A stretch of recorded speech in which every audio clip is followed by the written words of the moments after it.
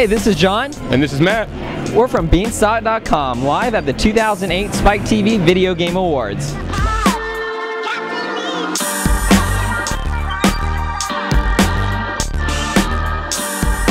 are your thoughts about your upcoming fight on Saturday? This will be an opportunity for me to really showcase and establish myself in the MMA world. I'm fighting the #1 fighter, I feel, in the heavyweight division, the greatest jiu-jitsu stylist we've ever had.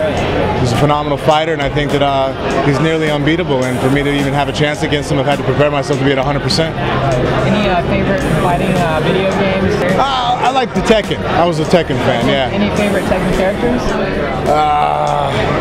You know what, I kind of played everybody. I don't really remember having a specific one. And of late, the last 5 years, I've become such a fan of the first-person shooter. You know, I'm a Call of Duty guy.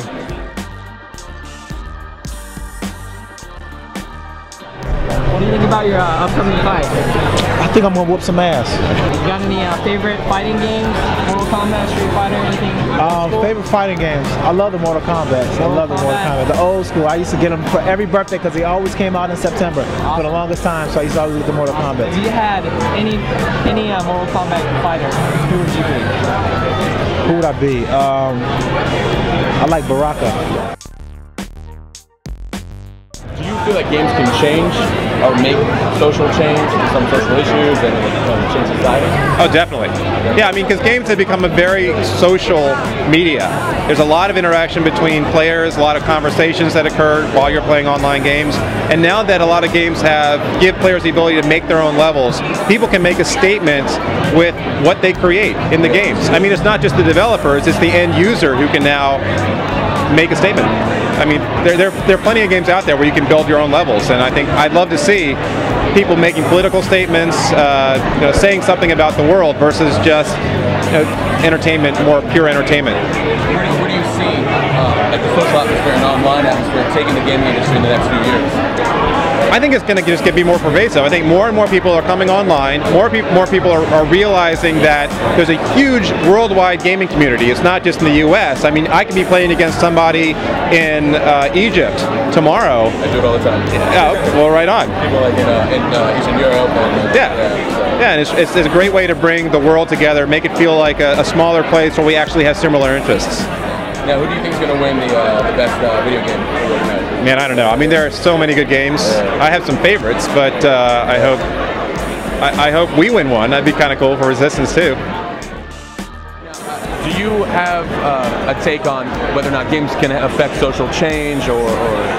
Totally. I mean, one of the things that really struck me when we were doing the beta trial was just before the US elections, and there was a bunch of stuff like getting people excited about voting built in Little Big Planet. It's like, go out and vote, and they weren't even the kind of partisan, like screaming and shouting. There was like really fun levels where you went through, and like they were just people trying to communicate with an audience, and people were using it as a way of broadcasting their ideas, and that's insanely huge, you know. So you see the benefit of an online community around the world to communicate at the same time while they're gaming? Yeah, absolutely. I mean, when we were making it, we had this idea of creative gaming. We founded our studio around the idea of creative gaming. We didn't know what that was right at the beginning, and for us it's about people connecting with each other to be creative. It's like people can show up with their achievements on leaderboards and stuff like that, but it's even cooler if you can say, I made this statement, or I made this cool level, and I think people will get a real kick out of addressing issues and like whatever they want to do and connecting socially. That's the future. So it makes for a great networking. Yeah, absolutely. I mean, one of the big things we did was look at influences from the web and try and package it in a console kind of way, and you know, that's an evolving area. What do you do daily in terms of your life that you feel like helps with the environment? Oh wow. Well, one thing I do is I try not to drive too much. I'm a real train user, but no, I think the thing that Media Molecule is actually going through like a whole carbon assessment right now, so that we can try and just not take the piss. Because I think the thing is to treat it responsibly. You can actually like. So, for example, it's just all the basics. So many people miss out the basics. I don't think we heavily recycle. We try and do these different things, and it's so easy to just get out of the habit. And so that's our approach. Like, get the basics sorted, you know, and then the rest will follow. So, bicycle or BMW? We built a bicycle rack for our team, and I've just bought this gorgeous, like Amsterdam-style bike, and my girlfriend's got one too. And yeah, she told me about them, and they're amazing. So yeah, we built a bike rack specifically so that people could come to work on bikes. tell us a little bit more about your new album. It's called When the World Comes Down, and it's taken from a lyric in a song that we have called Mona Lisa, which is kind of about the state of the world right now and how it's kind of we're kind of burning the wick at both ends right now, you know what I mean? Economically, carbon-esquely. What about video games? Would you prefer Rock Band or Guitar Hero? We are equally horrible at both. Yeah, I suck at video games. Who's the most environmental person out of the group? I'm getting there. I think I really have an aspiration to work towards letting my carbon footprint lighten up a bit. How do you feel about the impact of games and the gaming industry on social issues? Well, I think that's something you're just starting to see right now, is people taking the power of games and using it to affect people. I mean, really affect people and get them to see their world in a different way. And I think games are uniquely kind of positioned to do that, especially for the next generation, that really is going to have a bigger impact on the world going forward.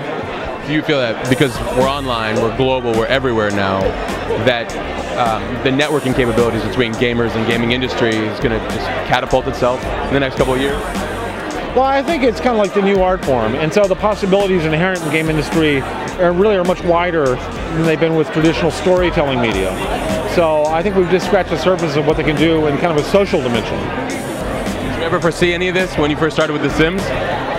Well, actually, back with SimCity, you know, we were starting to do games about, you know, reality, where people we kind of look at the world a different way after playing the game. So I kind of saw this a while back. The games had the power to change the way people perceive the world. Your history with Tony Hawk, all your games, tell us about that and how that came out to be. Basically, you know, I was looking to do a skating game, and I shopped it around to a couple different developers, and none of them were that interested, and Activision was already working on something, and they said, hey, we should really work together on this project, and that was it. Also, tell us about the Tony Hawk Foundation. Well, it's a non-profit organization. We help to develop public skate parks in low-income areas, and basically we help communities that want a skate park in their area but don't have any resources or funding. To date, we've helped to build 400 skate parks and given away over $2.5 million. What's the latest with you? My TV show premieres on January 20th. It's called Living the Low Life. It's on Speed. It's a new episodes coming up. And then I have a big surprise that is coming in February, but I can't announce it until the end of January, so go check out my website, vidosworld.com. What's your favorite video game? Scarface video game, of course, because I'm in it.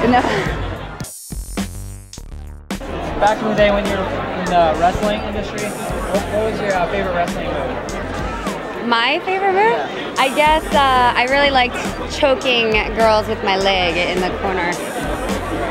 Anything that helps the environment? I do. I recycle, and I also have just changed all like my lights to like dimmer switches, these environmental like switches, so that you're saving electricity. Great. Keebler cookie or Keebler cracker? Keebler cookie. Okay. Hey, this is John. And this is Matt. We're from Beanstalk.com at the Spike TV Video Game Awards. Thanks for joining us. We're wrapping up, so it's game over. And for exclusive content and exclusive footage on tonight's event, please visit us at www.beanstalk.com.